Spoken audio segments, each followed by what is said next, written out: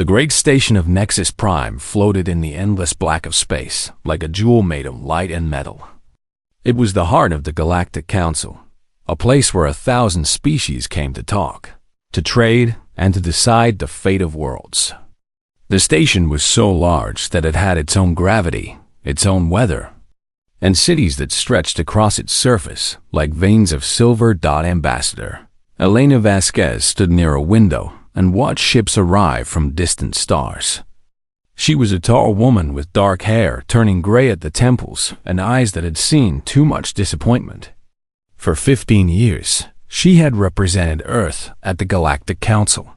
For 15 years, she had sat in the back rows with the other lesser species, while the great powers of the galaxy decided everything that mattered. Today was the Centennial Summit, a gathering that happened only once every 100 years.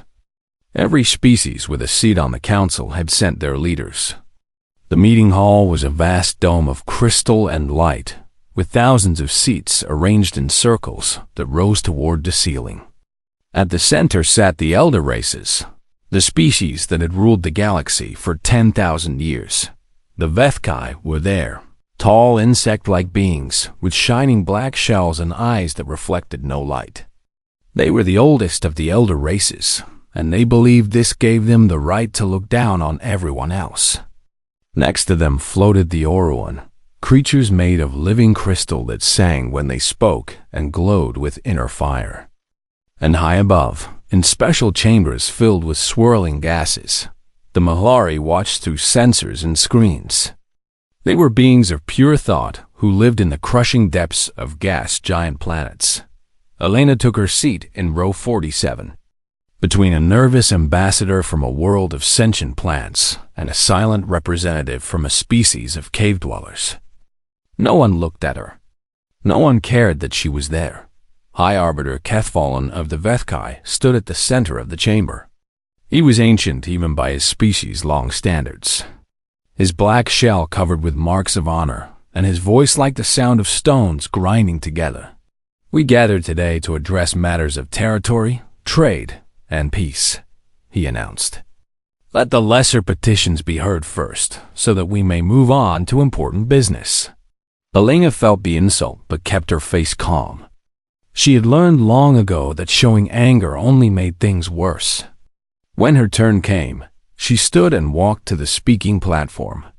Thousands of alien eyes watched her, most of them bored, some of them amused. "Honored members of the Council," she began, "Earth requests an expansion of our territorial rights in the Kepler sector. Our population is growing, and we need room to build new colonies. We also ask for protection agreements against the Krath hegemony, whose slave ships have been seen near our borders." A sound passed through the chamber. It took Elena a moment to realize it was laughter. High Arbiter Kethfallen leaned forward. "The humans ask for more territory? The humans ask for protection?" He made a clicking sound that his species used to show amusement. "Your kind has been part of this council for 80 years.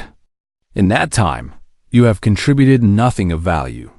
Your technology is primitive. Your military is weak. Your species cannot even agree among yourselves on simple matters. We have worked hard to," Elena started. "You have worked hard to be a burden," the Arbiter interrupted. "The Kepler sector contains resources that the elder races may need someday. We will not waste them on a species that will likely destroy itself within a few centuries anyway." More laughter. Elena stood there and took it. She had no choice. "As for the Krath," the Arbiter continued, "they are valued members of this council. Their methods may seem harsh, but they maintain order in their sector. If humans wander into their space, that is not our concern." Elena returned to her seat. The plant ambassador beside her rustled with sympathy. The cave dweller said nothing. The summit continued for hours, with the elder races dividing up resources and making grand speeches about peace and cooperation. Peace for them, Elena thought. Cooperation that served their interests. When the session finally ended, Elena walked through the corridors of Nexus Prime toward her ship. Her footsteps echoed in the empty hallway. She had failed again. Earth had been ignored again. Nothing ever changed. Then her communicator vibrated with a coded message. She stepped into a quiet corner and read the words on the screen. Prometheus complete. All 12 vessels ready for deployment. Awaiting your authorization. Elena read the message 3 times. Her heart beat faster, but her face showed nothing. She had learned to hide her feelings in 15 years of diplomatic failure. She thought about the secret that Earth had kept for 60 years. It had started with a discovery in the Oort cloud, the distant ring of ice and rock at the edge of the solar system. A ship had been found there, crashed and ancient, belonging to a species called the Architects. They had vanished 10,000 years ago, before even the HFY rose to power. No one knew what happened to them, but humanity had found their ship. And in that ship, they had found technology beyond anything the galaxy had ever seen. Technology that could control dark matter itself, the invisible force that held the universe together. For 60 years, the best scientists on Earth had worked in secret. They had built shipyards in the darkness beyond Pluto. They had tested weapons that could tear apart the fabric of space. They had created 12 warships that broke every law of physics the Council knew. The Council thought humanity was weak. The Council thought humanity was primitive. The Council had no idea what was coming. Elena typed a reply to the message. Hold position. Wait for my signal. The time is not yet right. She put the communicator away and continued walking to her ship. Behind her, the lights of Nexus Prime glittered like stars. The elder races were celebrating another successful summit, congratulating themselves on keeping the lesser species in their place. Elena smiled. It was not a kind smile. Let them laugh, she thought. Let them believe we are nothing. When the truth comes out, they will remember this day. They will remember how they treated us, and they will be afraid. She boarded her ship and set course for Earth. The journey would take 3 days. 3 days to plan, to prepare, to wait. Humanity had been patient for 80 years. They could be patient a little longer, but not much longer. In the cold darkness of the Oort cloud, 12 ships waited in silence. Their hulls were black as night, covered with patterns that seemed to move and shift when you looked at them. They did not reflect light. They did not show up on sensors. They were ghosts made of metal and power, and they were ready for war. 3 months passed after the summit at Nexus Prime. Life in the galaxy continued as it always had, with the elder races at the top and everyone else below them. Humanity remained quiet, ignored, forgotten. Then the Krath came. New Carthage was a small human colony on a green world at the edge of explored space. 50,000 people lived there, mostly farmers and miners and their families. They had built simple homes and planted crops in the rich soil. They had schools for their children and hospitals for their sick. They thought they were safe. War Master Golvex did not believe in safety. He was a massive creature covered in gray scales, with 4 arms and teeth like knives. His people, the Krath, had been slavers for 2,000 years. They took what they wanted and killed anyone who complained. The Galactic Council looked the other way because the Krath were useful and because no one wanted to fight them. Golvex brought 400 warships to New Carthage. His dreadnoughts were mountains of metal bristling with weapons. His slave transports were ready to be filled with human prisoners. He had done this many times before to many worlds. It was easy. It was fun. The colony's defense station detected the Krath fleet and sent out a desperate call for help. Governor Sarah Chun ordered an evacuation, but there was no time and nowhere to go. The people of New Carthage could only watch as death filled their sky. Golvex opened a communication channel. His ugly face appeared on every screen on the planet. "Humans," he growled. "Your Galactic Council has abandoned you. No one is coming to save you.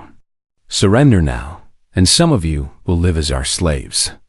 Resist, and you will all die screaming. You have 1 hour to decide." He closed the channel and waited. This was his favorite part, the waiting. He liked to imagine the fear spreading through the population, the families crying, the brave ones giving up hope. When the hour ended, he would attack regardless of their answer. He always did. 40 minutes passed. Golvex was drinking blood wine and laughing with his officers when a sensor officer interrupted him. "War Master, we are detecting strange readings at the edge of the system." "Strange how?" Golvex did not like being interrupted. Unknown energy signatures. They appeared from nowhere. 12 contacts. Golvex checked his screens. 12 contacts. Against 400 Krath warships. He laughed so hard that wine spilled down his armor. 12 ships? The humans have sent 12 ships to stop us? He turned to his officers. "This will be amusing. Let them approach. I want to see what pathetic toys the primitives have built." The 12 ships moved closer. As they came into visual range, the laughter on the Krath bridge died. The human vessels were unlike anything Golvex had ever seen. They were smaller than his dreadnoughts, but shaped wrong, as if geometry itself was confused by them. Their hulls were black, but not solid black. Colors moved beneath the surface, dark purples and blues that hurt the eyes. Light bent around them strangely. Space itself seemed to twist where they passed. "What are those things?" whispered an officer. Before anyone could answer, a message came through on all channels.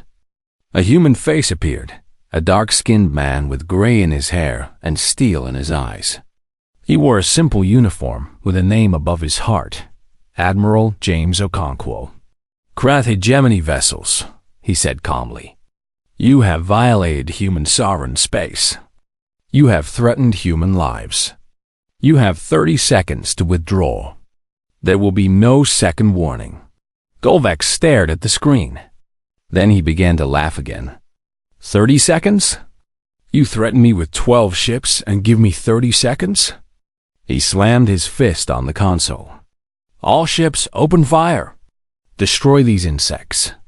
400 Krath warships unleashed their weapons. Plasma cannons, missile swarms, particle beams. The space around the human fleet filled with fire and death. The human ships did not move. They did not dodge. They did not raise shields. The weapons passed through them like light through water. Every shot missed. Every missile flew past empty space where the ships should have been, but somehow were not. "Impossible," breathed the sensor officer. They are not entirely in our dimension." Admiral Okonkwo's voice came through the channel one more time. "You were warned." The human fleet moved. Golvex had seen many battles in his long career. He had killed millions and conquered dozens of worlds. He thought he understood war. He understood nothing. The lead human ship, marked with the name UES Prometheus, accelerated toward the center of the Krath formation. It did not fire weapons. It simply flew directly at the nearest dreadnought, a massive vessel called the Claw of Victory. And then it flew through it. The Prometheus passed through the Claw of Victory like a ghost through a wall. Where it touched the Krath ship, matter simply came apart. Atoms separated from atoms. Metal became dust. The dreadnought did not explode. It dissolved. One moment it was a mighty warship with 10,000 crew. The next moment it was a cloud of particles spreading through space that the other human ships attacked at the same time. They did not use missiles or beams. They used something else. Something that twisted space and crushed matter and broke the laws of physics like toys. One ship created a gravity, while that pulled a Krath destroyer into itself. The destroyer crumpled like paper, smaller and smaller until it was a ball. The size of a human fist. Another ship sent out waves of darkness that unmade everything they touched. Craft vessels caught in the waves simply stopped existing. No explosions. No debris. Just emptiness where ships had been. Golvex watched his fleet die around him. 400 ships became 300. 300 became 200. 200 became 100. Retreat. He screamed. All ships retreat. But there was nowhere to go. The human ships were everywhere and nowhere. They moved through space in ways that made no sense. They appeared beside craft vessels and then were gone before anyone could react. 7 minutes after the battle began, it was over. Golvex stood on the bridge of his flagship, alone. His officers were dead. His crew was dead. His fleet was gone. Only his ship remained, and he knew that was by choice. Admiral Okonkwo appeared on his screen again. "Go home," the Admiral said. "Tell your masters what you saw here. Tell them that humanity is no longer prey. Tell them that if any craft ship enters human space again, we will come to your homeworld and do to it what we did to your fleet." The communication ended. Golvex's flagship drifted in a sea of dust that had once been 400 warships. Around him, the 12 human vessels turned and moved toward New Carthage, their impossible hulls shimmering with power. On the planet below, the people who had been waiting to die looked up at the sky and saw salvation. Governor Chun wept as she watched the human fleet take position above her world. The battle had been broadcast on emergency channels. Every ship in the sector had seen it. Within hours, every world in the galaxy would see it. The elder races at their seats of power watched the recording again and again. They watched weapons pass through ships that should not exist. They watched dreadnoughts dissolve into nothing. They watched the galaxy change forever.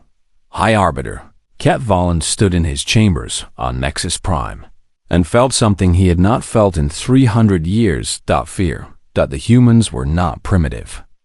The humans were not weak.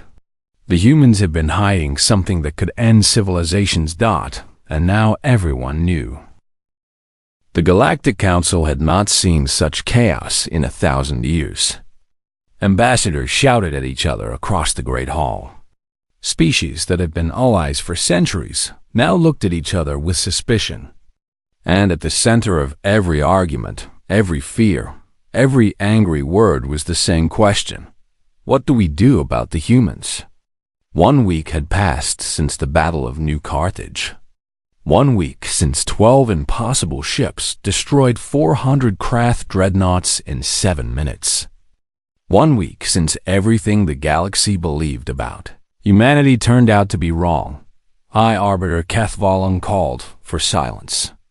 His voice, amplified by ancient technology, echoed through the chamber like thunder. The shouting stopped. The ambassadors turned to face him. "We must have order," he declared. "Panic serves no one. Let us discuss this matter with reason and wisdom." But there was little reason and less wisdom in the hall that day. The Vethkai delegation demanded that humanity surrender their abomination technology immediately. The Orun sang mournful notes about the balance of power being destroyed. Representatives from a dozen smaller species whispered among themselves, wondering if they should seek alliance with Earth before it was too late.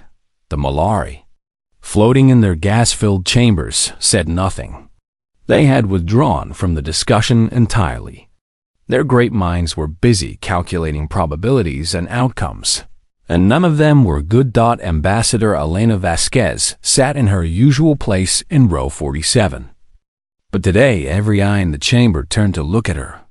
Today, she was not invisible. When her turn came to speak, she walked to the center platform with calm steps. She wore the same simple clothes as always. Her face showed no pride, no triumph, no anger. She looked like what she was, a diplomat doing her job. "Honored members of the council," she began, "I understand your concerns. The events at New Carthage have raised many questions. I am here to answer them." "Answer this then," shouted Ambassador Velthrax of the Krath, his scales flushed with rage. Your ships committed an act of war against my people. 400,000 Krath warriors are dead. What do you have to say for yourselves? Elena turned to face him. Your warriors came to enslave my people. They threatened to kill 50,000 innocent civilians. They gave us 30 seconds to surrender or die. Her voice remained steady. We chose a third option. The Krath are valued members of this council. Velthrax roared. The Krath are slavers and murderers, Elena replied. And the council has protected them for centuries because they were useful and because they were strong. She paused. They are not strong anymore. Silence fell over the chamber. No one had ever spoken to a Krath representative like that. No one had ever dared. High Arbiter Kethvalen leaned forward. Ambassador Vasquez, where did humanity obtain this technology? Our records show nothing that could explain such weapons. Your species should not have been capable of this for another 1,000 years. Elena nodded. You are right. We should not have been capable. But 60 years ago, we found something in our own solar system. A ship, crashed and ancient, hidden in the ice and rocks at the edge of our territory. She let the words hang in the air. The ship belonged to the architects. A gasp passed through the chamber. The architects were legend, myth, ancient history. They had vanished 10,000 years ago, before any current civilization rose to power. No one knew what happened to them. No one had ever found their technology. Impossible, said Kethvalen. The architects are gone. Nothing remains of them. Something remains, Elena said. Their ship carried records, technology, and a warning. We spent 60 years studying what we found. We learned to do what they could do. We learned to control dark matter. The Orowan crystal sang in distress. Dark matter was the invisible force that held galaxies together. It made up most of the universe, but could not be seen or touched by normal means. The idea of controlling it was like the idea of controlling gravity itself. This is dangerous beyond measure, said the Orowan speaker. Such power should not exist in mortal hands. Perhaps not, Elena agreed. But it does exist. And we have it. High Arbiter Kethvalen stood, his ancient shell creaking. You speak of a warning. What warning? Elena's face grew serious. The architects left a message. They told us why they built their weapons. They told us why they vanished. She looked around the chamber at all the species gathered there. Something is coming. Something from outside our galaxy. Something that destroys everything in its path. More lies, spat the Krath ambassador. You tell us stories to justify your aggression. The architects called them the Void Swarm. Elena continued as if he had not spoken. They are creatures of darkness that exist between galaxies. Every few million years, they wake and feed. They consume everything. Stars, planets, entire civilizations. The architects tried to fight them. They built their dark matter technology for that purpose. She paused. They failed. But before they died, they left their knowledge behind, hoping someone else might succeed. The chamber erupted in argument. Some ambassadors called Elena a liar. Others demanded proof.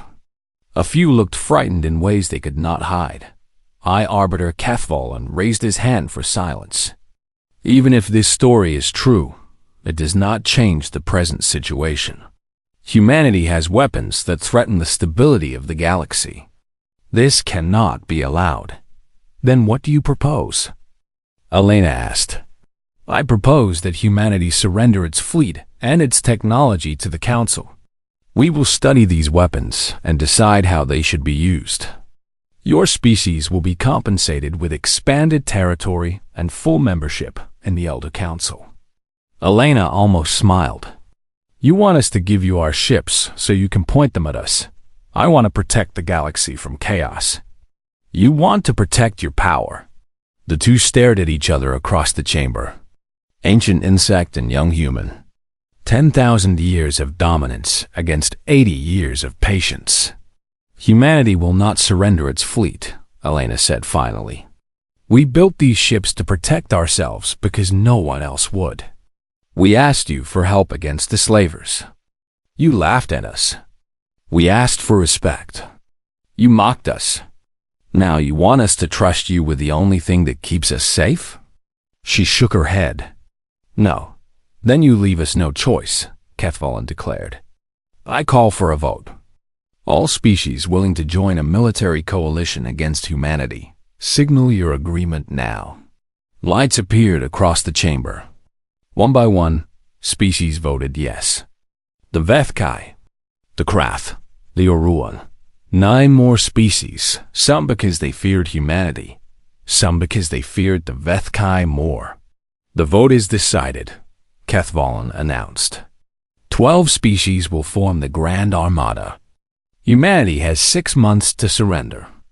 After that, we will take what you will not give. Elena stood alone on the platform, surrounded by enemies. But her voice did not waver. You are making a mistake, she said quietly. The Void Swarm is coming. We need to stand together, not fight each other. When the darkness arrives, you will understand. I only hope it will not be too late. She walked out of the chamber while the council watched in silence. The doors closed behind her. 6 months. Humanity had 6 months to prepare for the largest war the galaxy had ever seen. And somewhere beyond the edge of known space, in the void between galaxies, something ancient began to wake. The Grand Armada gathered at the Kepler threshold, the invisible line that marked the edge of human space. 12,000 warships from 12 species filled the darkness like a sea of angry stars. It was the largest fleet ever assembled in the history of the galaxy. High Arbiter Kethvallen stood on the bridge of his flagship, the Eternal Judgment. He looked at the tactical display and felt satisfaction wash over him. No force in existence could stand against such power. The humans had made a mistake when they refused to surrender. Now they would learn the price of defiance. 6 months had passed since the vote at the council. 6 months of building ships, training crews, and planning the attack. The elder races had put aside their differences to face a common enemy. For the first time in centuries, they worked together toward a single goal: the destruction of humanity's dark matter fleet. All ships report ready, High Arbiter, his tactical officer announced. We await your command. Kethvallen turned to the communication screen. Open a channel to the human fleet. On the other side of the threshold, Admiral James Okonkwo stood on the bridge of the UES Prometheus. Around him, 47 human ships held position in a loose sphere formation, 47 against 12,000. The numbers seemed impossible, but numbers had seemed impossible at New Carthage too. The Admiral's face appeared on screens, across both fleets. He looked tired but calm, like a man who had accepted whatever fate would bring. High Arbiter, he said, you have brought quite a gathering. Admiral Okonkwo, Kethvallen replied. You know why we are here. Surrender your fleet and your technology. Your people will be treated fairly. This is my final offer. Okonkwo smiled sadly. I gave the Krath a final offer once. They did not listen. I suspect you will not listen either. We have 12,000 ships. You have 47. This is not a battle you can win. Perhaps not. The Admiral paused. But I wonder, High Arbiter, have you thought about why we built these ships? Do you really believe it was to threaten you? You destroyed 400 Krath vessels in 7 minutes. Your intentions are clear. Those vessels came to enslave our people. We defended ourselves, nothing more. Okonkwo leaned forward. The architects did not create their technology to conquer the galaxy. They created it to save the galaxy. We tried to tell your council this. You would not listen. Your stories of monsters in the void are transparent lies. Admiral Okonkwo looked at something off-screen. His face changed. Something flickered in his eyes that might have been fear or might have been relief. "Aye, Arbiter," he said quietly. "You should look behind you." Kethvalen made a clicking sound of annoyance. "I will not fall for such obvious tricks. This is not a trick." The Admiral's voice was heavy. "Check your sensors. Long range. Beyond the threshold. Something is coming." Something in Okonkwo's tone made Kethvalen pause. He turned to his sensor officer. "Scan the area beyond the human fleet. Maximum range." The officer worked at his console. Then he stopped. Then he ran the scan again. His hands began to shake. "Aye, Arbiter," he whispered. "There is something there. Something large. Very large." Every ship in the Grand Armada turned their sensors toward the darkness beyond human space. What they found made battle-hardened warriors freeze in terror. It was the size of a small moon. It was made of absolute darkness. A shadow given form. A hole in the fabric of reality. It moved slowly toward the gathered fleets, and where it passed, stars seemed to dim. Sensors could not understand it. Computers gave error messages. It should not exist, but it did. "What is that thing?" Kethvalen breathed. Admiral Okonkwo's voice came through the channel. "We call them harbingers. They are scouts of the Void Swarm. The architects fought thousands of them 10,000 years ago." He paused. "They lost." The Harbinger ignored both fleets as if they were insects beneath its notice. It drifted toward a Vethkai colony world that floated nearby, a planet of 3 billion souls called Vethkar Prime. "All ships, open fire on that object," Kethvalen commanded. The Grand Armada turned its weapons on the Harbinger. 12,000 ships fired at once. Plasma beams, nuclear missiles, particle cannons, gravity bombs. The combined firepower could have cracked the planet. The Harbinger did not slow. It did not notice. The weapons struck its surface and simply vanished, swallowed by the darkness. "No effect," the sensor officer reported, his voice breaking. "No effect at all." The Harbinger reached Vethkar Prime. From its center, a beam of pure black shot down toward the planet. Where the beam touched, the world began to unravel. Continents split apart. Oceans boiled into space. 3 billion Vethkai screamed as their world was eaten alive. Kethvalen watched his people die. He had lived for 300 years. He had seen wars and plagues and disasters. He had never seen anything like this. "There must be something we can do," he said. "There must be some way to stop it." "There is one way," Admiral Okonkwo replied. "Watch closely. This is why we built what we built. This is what we were preparing for." On the tactical display, one human ship broke formation and accelerated toward the Harbinger. The UES Prometheus, the first of its kind, the pride of the human fleet. "Admiral," called his first officer, "what are you doing?" Okonkwo's voice was calm. "What we were made for." The Prometheus flew directly at the Harbinger. Its dark matter engines pushed it faster than any ship should move. Around it, space twisted and bent as the ship gathered power. "All ships," Okonkwo broadcast on every channel, "human and council alike, move back. Get clear of the area. What happens next will be dangerous." The Grand Armada scattered. Even Kethvalen ordered his ships to retreat. Something in the human admiral's voice told him this was not a bluff. The Prometheus reached the Harbinger. It did not stop. It did not turn. It flew directly into the center of the darkness, and then it detonated its reactor. For one impossible moment, the laws of physics screamed. A light brighter than any sun filled the void. The darkness of the Harbinger met the power of dark matter itself, and the universe shook from the collision. The Harbinger shuddered. Its form twisted and writhed. Cracks appeared in its darkness, and through those cracks poured light that was not light, energy that was not energy. The ancient creature from between galaxies, a being that had destroyed countless worlds, felt pain for the first time in a million years. It collapsed. It fell in upon itself, consumed by the same darkness that had made it. Where it had floated, only emptiness remained.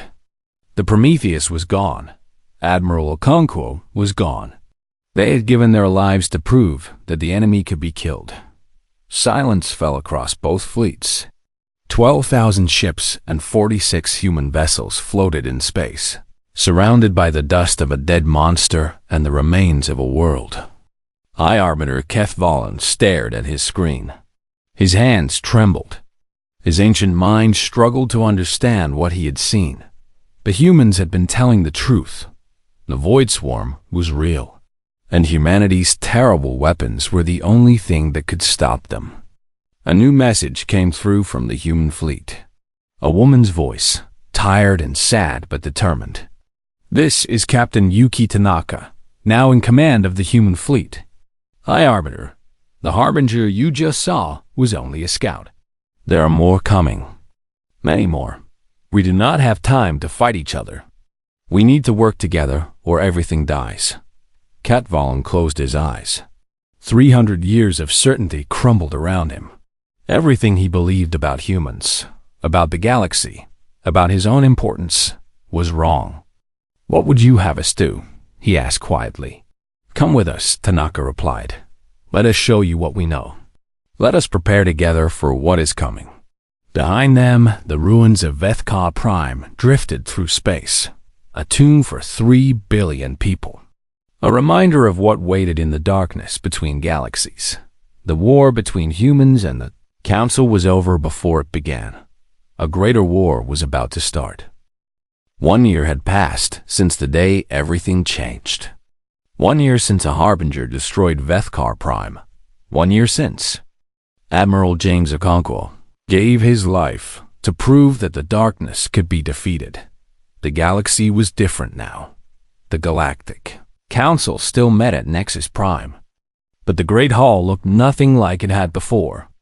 Where species had once sat in rows based on their importance, they now sat in circles based on their purpose. Scientists with scientists, soldiers with soldiers, engineers with engineers. The old order was gone. The elder races and the lesser species worked together, now because they had no other choice. Ambassador Elena Vasquez stood at the center of the chamber, but she was not called ambassador anymore. By unanimous vote of every species in the council, she had been named High Ambassador, the first human to hold the highest diplomatic rank in galactic history. Behind her, holographic images floated in the air. They showed the forge yards of Titan, Saturn's largest moon. Massive shipyards stretched across the frozen surface, bigger than cities, bigger than nations. Inside them, hundreds of new warships took shape. But these were not just human ships. Vethkai engineers worked beside human scientists, their black shells covered with welding marks and engine grease. Aruan crystal singers contributed their knowledge of energy harmonics, making the dark matter reactors more stable and more powerful. Even the Malari had emerged from their gas giants, sharing mathematical theories that made the weapons more precise. 30 species had joined what they called the United Galactic Defense Initiative. 30 species building weapons together, training together, preparing together for the storm that was coming. Elena looked around the chamber at all the faces watching her. Some were friends now. Some were still suspicious. All of them were afraid, even if they hid it well. 1 year ago, she began, we stood on the edge of war with each other. Today, we stand together against a greater enemy. I want you to know that humanity does not take this responsibility lightly. We did not ask to be the ones who found the architect's technology.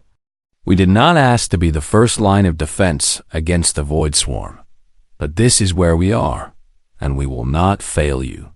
She touched a control, and the holographic display changed. It showed the edge of the galaxy, a distant place where stars grew thin and darkness stretched forever.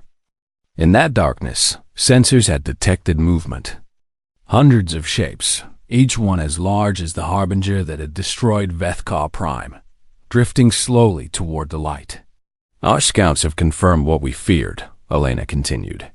The Void Swarm is waking. At least 300 harbingers have been detected at the galaxy's edge. They will reach inhabited space within 2 years. A murmur passed through the chamber. 300 harbingers. The one at Vethkar Prime had destroyed a planet before Admiral Okonkwo stopped it. 300 could burn the galaxy to ashes. But we are not helpless, Elena said, raising her voice. In the past year, we have built 200 dark matter warships. 50 more are completed each month. By the time the swarm arrives, we will have a fleet of over 600 vessels, crewed by soldiers from every species represented here. She paused and looked directly at High Arbiter Kethvalen, who sat in the front row. The ancient Vethkai had changed in the past year. His shell seemed duller, his movements slower. He had watched 3 billion of his people die because he refused to listen to a warning. That weight showed in everything he did. We have also shared our technology freely, Elena continued. Not because we had to. Not because you forced us. Because we chose to. Because facing the swarm alone would be foolish, and humanity has learned to be wise. Kethvalen rose slowly from his seat. The chamber fell silent. When he spoke, his voice was quieter than it had ever been in 300 years. I have lived a long time, he said. I have made many decisions, some good, some bad. But no decision haunts me more than what I said to humanity at the summit 1 year ago. I called you primitive, weak, insignificant. He paused, his compound eyes reflecting the light of the holograms. I was wrong. He turned to face the full assembly. We Vethkai have led this council for 10,000 years. We believed we had the right to lead because we were oldest and strongest. We believed the younger species were children who needed to be guided and controlled. We were fools. He performed a gesture with his upper arms, a complex movement that made older Vethkai and the audience gasp. It was the gesture of profound respect, a sign that had not been offered to another species in 6,000 years. Humanity did not conquer us with their weapons. They saved us with their wisdom. They tried to warn us, and we would not listen. They showed us mercy when we deserved none. They offered their hand in friendship when they had every reason to offer only war. He lowered his head. We were wrong about humanity. We thought you were children stumbling in the dark. We did not realize that you were the only ones who could see in it. Elena felt tears forming in her eyes, but kept her composure. This moment was too important for personal feelings. The past is past, she said gently. What matters now is the future. And the future requires all of us. She touched the control again. The display changed to show a single ship, larger than any of the others, its hull marked with the name U. East James Okonkwo. This is our new flagship, Elena announced. It carries the name of the man who gave his life to save us all. Admiral Okonkwo believed that humanity's purpose was not to rule the galaxy, but to protect it. This ship and the fleet it leads will honor that belief. A door at the side of the chamber opened, and a woman walked in. She was young for a flag officer, with Asian features and short black hair streaked with gray. She wore the uniform of the United Galactic Defense Initiative, a new design that combined elements from 30 different species. On her chest was a single medal, the Star of Okonkwo, given to those who served at the Battle of the Threshold. This is Fleet Admiral Yuki Tanaka, Elena said. She will command our combined fleet when we meet the swarm. Admiral Tanaka saluted the assembly. I served under Admiral Okonkwo for 12 years. He taught me that strength means nothing without purpose, and purpose means nothing without hope. We have all three now. Strength in our ships, purpose in our mission, and hope in each other. She walked to stand beside Elena, and together they looked out at the assembled species. The Void Swarm destroyed the architects 10,000 years ago, Tanaka said. They thought they were alone. They thought they had to face the darkness by themselves. They were wrong. Today, we are not alone. Today, we face the darkness together. And together, we will not fall. The chamber erupted in cheers and calls of support. Species that had been enemies for centuries now shouted encouragement side by side. The fear was still there, but something else had grown stronger. Unity. The final scene of that historic day came hours later. In the quiet of space above Nexus Prime. Admiral Tanaka stood on the bridge of the U.S. James Okonkwo. Through the viewport, she could see the fleet gathering. Dark matter warships from 40 species powered up their drives. Their hulls shimmered with energy that bent light and twisted space. Each ship was crewed by beings who had chosen to stand against the end of everything. Her first officer, a young Vethkai named Kethtolis, stood beside her. He was the High Arbiter's great-grandson, one of thousands of aliens who had volunteered to serve on human ships. "Admiral," he said, "the fleet is ready. All 300 vessels report green across the board. We await your orders." Tanaka looked toward the edge of the galaxy, toward the darkness where the swarm waited. They were coming. They had destroyed civilizations before. They thought they would destroy this one too. They were wrong. "Signal all ships," she said calmly. "Set course for the outer rim. We will meet the enemy at the edge of forever. We will show them that this galaxy is not their prey." She paused and allowed herself a small smile. "They're coming," she said quietly.